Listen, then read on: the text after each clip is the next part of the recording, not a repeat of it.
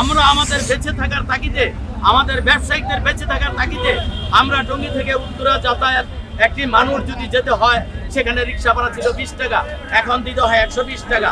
আমাদের টঙ্গী বাজারে মাল সামানা বিক্রি করলে একটা মানুষ, বয়স্ক মানুষ, সে মাল সামানা নিয়ে হাতে করে যেতে পারে না, তাকে যেতে হলে রিক্সায় যেতে হবে, ভ্যানগাড়ি যেতে হবে।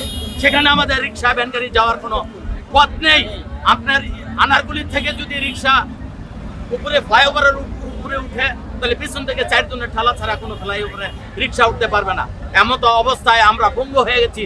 আমাদেরকে বেঁচে থাকার তাগিদে, আমাদের ব্যবসায়ীদের বেঁচে থাকার তাগিদে গাজীপুরের মানুষের উপরে অত্যাচার অবিচারের প্রতিবাদে আমরা আজকে এই মিটিং ডেকেছি।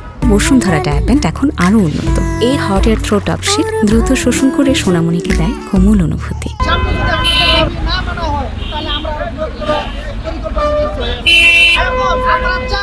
আমাদের যারা ভাই বোন আমরা যারা আছি, একত্রে আছি, তারা যেন আমরা সুন্দরভাবে আমাদের দাবিগুলো আমাদের সরকার মেনে নেয়। বৃষ্টি হলে তো আমরা হাঁটতেই পারি না, এমন অবস্থা হয় মনে হচ্ছে যে এখানে একটা কি যেন পুকুর হয়ে গেছে। ব্যবসায়ী লক্ষ লক্ষ টাকা দেনা হয়ে গেছে।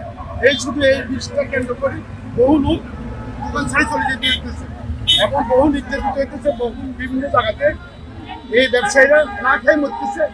সকালবেলা থেকে বিকেল বেলা পর্যন্ত একটা ব্যবসায়ী 500 হইতে 1500 টাকার উপরে বিক্রি করতে পারতেছে না। এইভাবে ঘর ভাড়া দিতে পারতেছে না, দোকান ভাড়া দিতে পারতেছে না, পার্টিতে টাকা দিতে পারতেছে না। যদি আল্লাহর তরফ থেকে আল্লাহ যদি কোনো লোকের পয়সা করে আমাদের সেটুকু করে দেয় তাহলে আমরা আলহামদুলিল্লাহ আমি